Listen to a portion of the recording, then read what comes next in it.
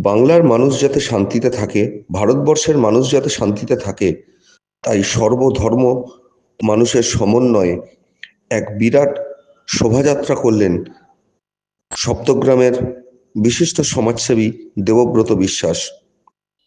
এদিন ছোট খেজুরিয়া থেকে হুগলি মোড় গান্ধী মূর্তির পাদদেশ পর্যন্ত এক বিশাল শোভাযাত্রা করা হয় জাতীয় পতাকা নিয়ে।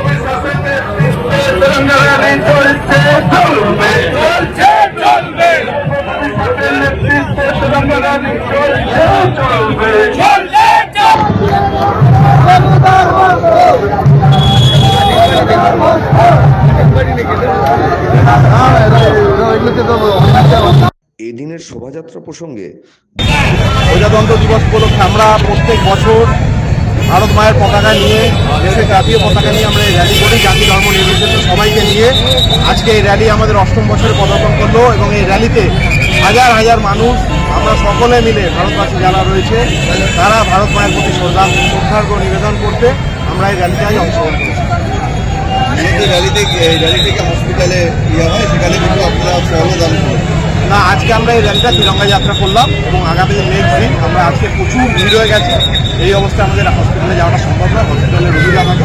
আমরা অন্যদিন এই প্রোগ্রামটা আবার ফল বিতরণ প্রোগ্রামটা পুনরায় হাজার হাজার লোক ছিল আপনার আজকে কিন্তু অনেক শ্রমিক যেমন একটা আপনার সেটা 9 লাখ নোটের নোটিশ আজকেই দিয়ে দিল। এই বিষয়টা নিয়ে কী বলেছে? শ্রমিক আপনার পাশেই রয়েছে না। এবং কলকারখানার অবস্থা পশ্চিমবঙ্গে খুবই খারাপ। বহু মানুষ, বহু কর্মচারী, শ্রমিক দুর্নীতি থেকে শুরু করে রেয়ন, যেখানে মানুষের কাজবাজ পাচ্ছে না, মানুষের যেটা ইনক্রিজ হওয়ার কথা রেট, সেই রেট বৃদ্ধি হচ্ছে না, শর্ট ফলে শ্রমিকরা না খেতে পেয়ে মারা যাচ্ছে, যা পরিস্থিতি। এবং সেখানে রেয়নের অবস্থা কিছুদিন আগেও লক আউট হয়েছিল, সেটা একটা মধ্যস্থতায় খুলেছিল, কিন্তু সেখানে মানে যতটা না লোক সংখ্যা দরকার তার থেকে অনেক বেশি লোক নিয়োগ করা হয়েছে, যার ফলে বহু মানুষ কাজও পাচ্ছে না এবং সেখানে বহু মানুষ কর্মহীন হয়ে পড়েছে।